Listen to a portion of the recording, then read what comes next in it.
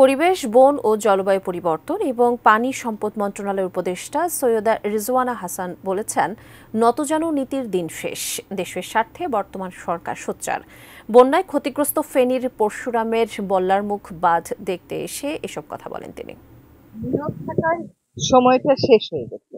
সরকারি পর্যায়ে যদি কোনো নীরবতা থেকে থাকতো, যদি কোনো নিষ্ক্রিয়তা থেকে থাকতো, সেই দিনটা শেষ হয়ে গেছে। তবে একটা কথা সবাইকে মাথায় রাখতে হবে, যে নদীর পানি কেবলমাত্র রাজনীতি না, এটা কূটনীতিও, এটা অর্থনীতিও।